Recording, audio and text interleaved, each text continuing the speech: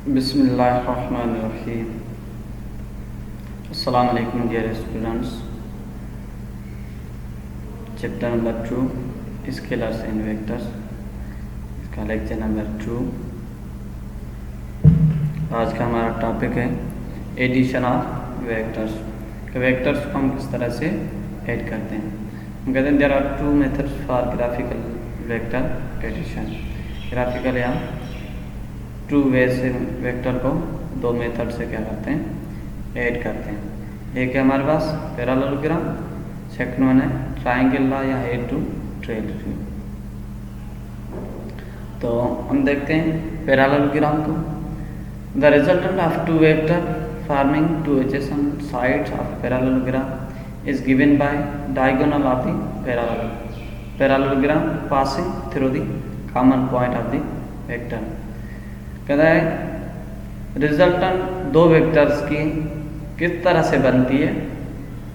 To adjacent sides of parallelogram से हम क्या कहते हैं, to adjacent sides of parallelogram is given by diagonal of the parallelogram passing through the common point. क्या उनका जो डायगोनल से आपके पास जो रिजल्ट मिलेगी उसे हम क्या कहते हैं, ये आपके पास क्या है, रिजल्टेंट ऑफ वेक्टर। तो हम यहाँ पे देखते हैं पैरेललोग्राम मेथड। हमारे पास दो वेक्टर्स हैं, वेक्टर ए है और वेक्टर बी है। इन दोनों को हम क्या करेंगे, किसी एक कॉमन पॉइंट पे इन दोनों को मीट कराएंगे। ये आपके पास कोई ओरिजिन है जिसके साथ बी और ए को हमने क्या किया है, कनेक्ट किया है। अब हम आगे देखते हैं स्टेप 3 के अंदर देखें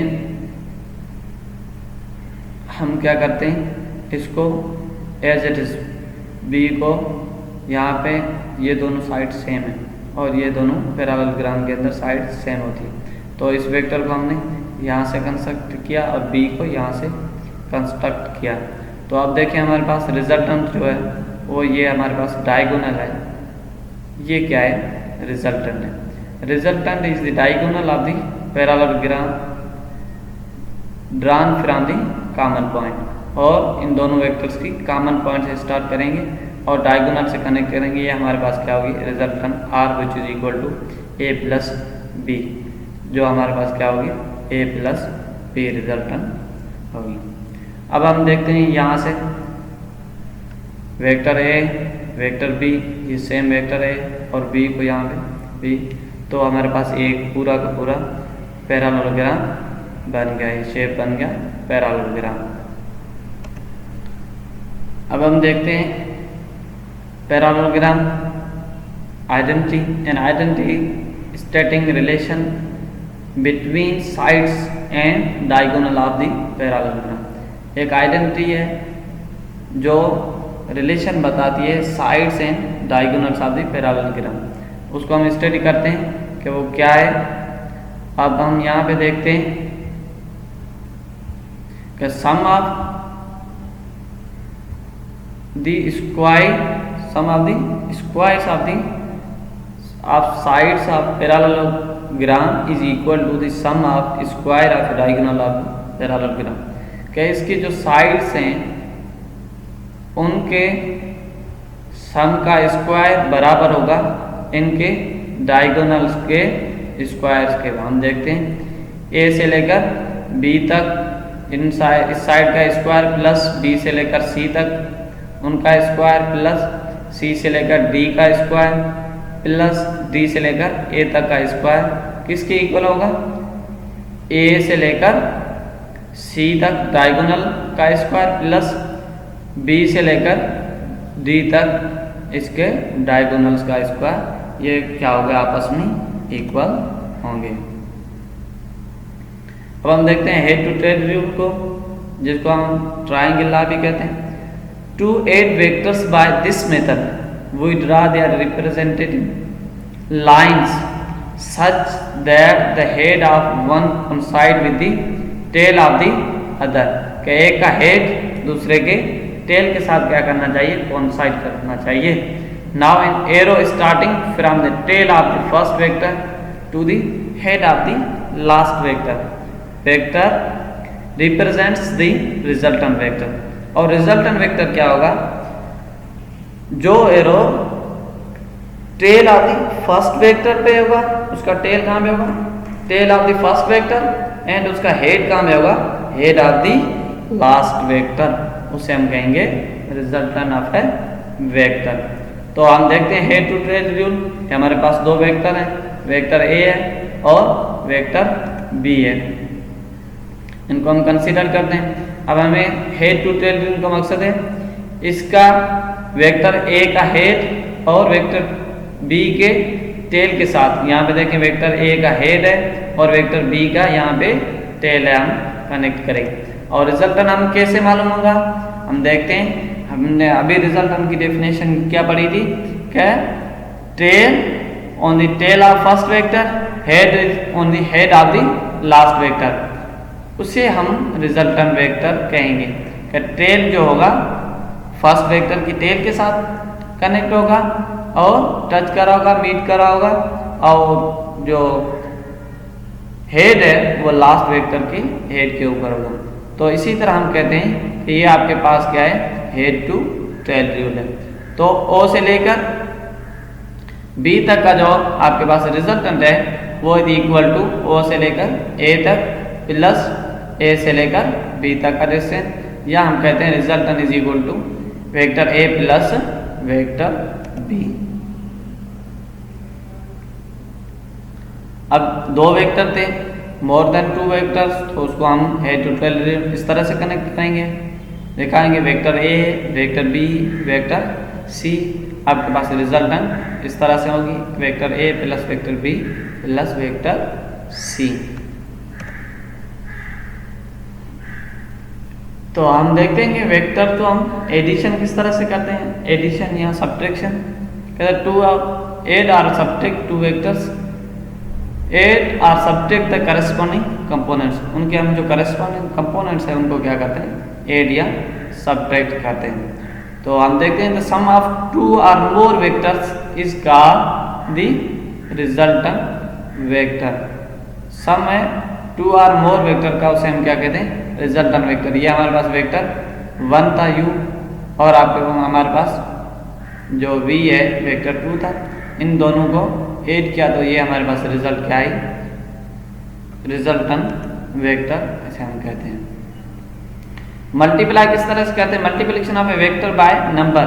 अगर वेक्टर को हम किसी नंबर के साथ मल्टीप्लाई करेंगे तो हम देखते हैं क्या होगा, the multiplication of a vector A, कोई ए वेक्टर है उसको मल्टीप्लाई करते हैं, एंड ए स्केलर m, किसी स्केलर मीन्स कोई नंबर होगा, मैग्नीट्यूड, स्केलर मीन्स उसका मैग्नीट्यूड होगा, तो उसके साथ हम क्या करते हैं, मल्टीप्लाई करते हैं। इज ए न्यू वेक्टर, जब हम a को किसी मैग्नीट्यूड या स्केलर क्वांटिटी m के साथ मल्टीप्लाई करेंगे, देन क्या होगा, new vector written as ma, means उसका मैग्नीट्यूड m टाइम्स क्या हो जाएगा, इंक्रीज हो जाएगा, बट उसकी डायरेक्शन रिमेन सेम। उस magnitude is m times the magnitude of a, उसका मैग्नीट्यूड क्या हो जाएगा, इंक्रीज हो जाएगा, m टाइम्स क्या हो जाएगा, उसका मैग्नीट्यूड a का इंक्रीज हो जाएगा, बट डायरेक्शन उसकी remain same.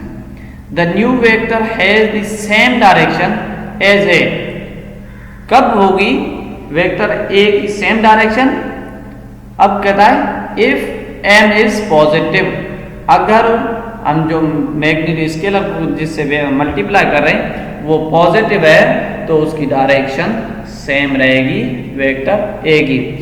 Where is the new vector has the opposite direction, ऐसा भी हो सकता है कि उसकी डायरेक्शन क्या हो जाए, चेंज हो जाए, रिवर्स हो जाए, अपोजिट हो जाए।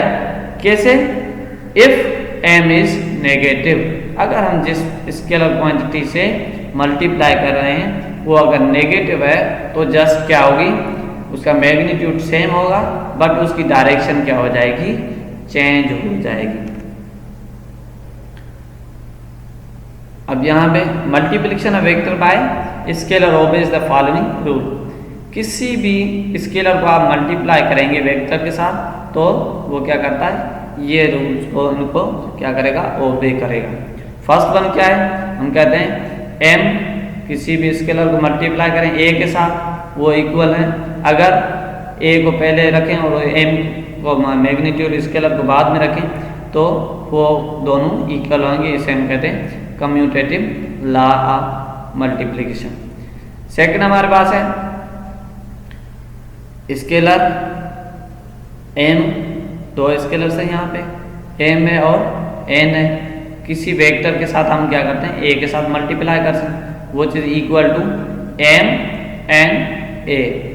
ये दोनों क्या होगा, इसके हम क्या कहते हैं associative law of multiplication.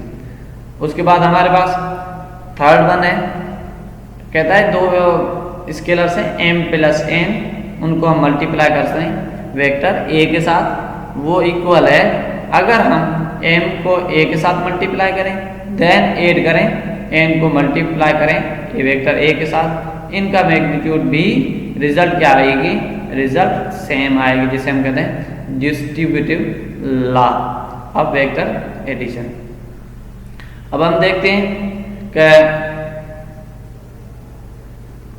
Fourth one property के m हमारे पास कोई मैग्नीट्यूड है, टू वेक्टर्स हैं m plus a plus b, vector के कौन से a प्लस b, तो इन दोनों को हम क्या करते हैं किसी स्केलर के साथ मल्टीप्लाई करते हैं तो ये क्या हो जाएगा m plus a plus m plus b।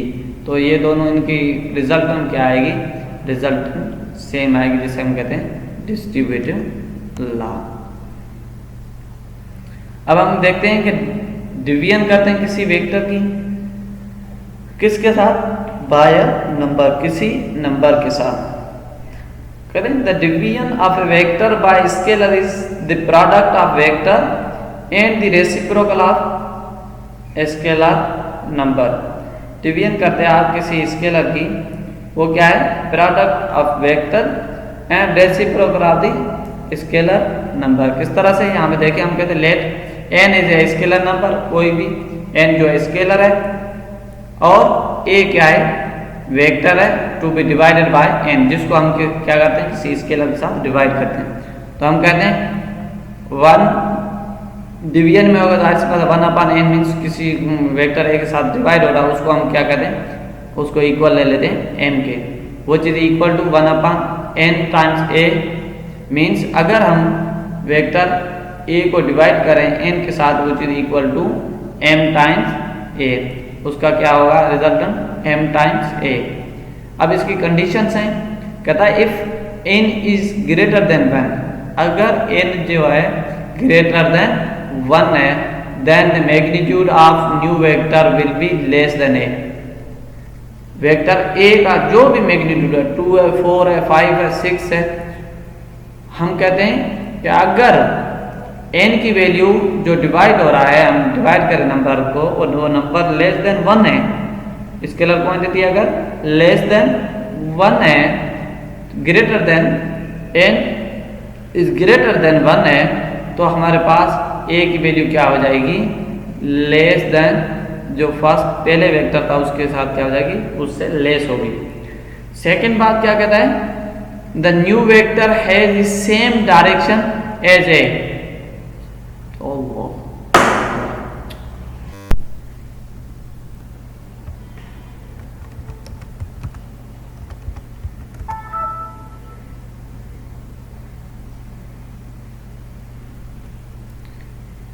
जी बेटा, तो अब हम देखते हैं the vectors, the new vectors has the same direction as A if n is positive, the new vector has the opposite direction if n is negative. अगर vector जो हम multiply कर रहे हैं जिसके साथ, उसका जो मैग्नीट्यूड है वो पॉजिटिव होगा तो सेम डायरेक्शन आएगी, अगर नेगेटिव होगा तो उसकी डायरेक्शन क्या हो जाएगी, चेंज हो जाएगी। Thank you so much. आज के लेक्चर में इतना ही, इंशाल्लाह फिर अगले लेक्चर के अंदर मिलेंगे। अल्लाह हाफिज़।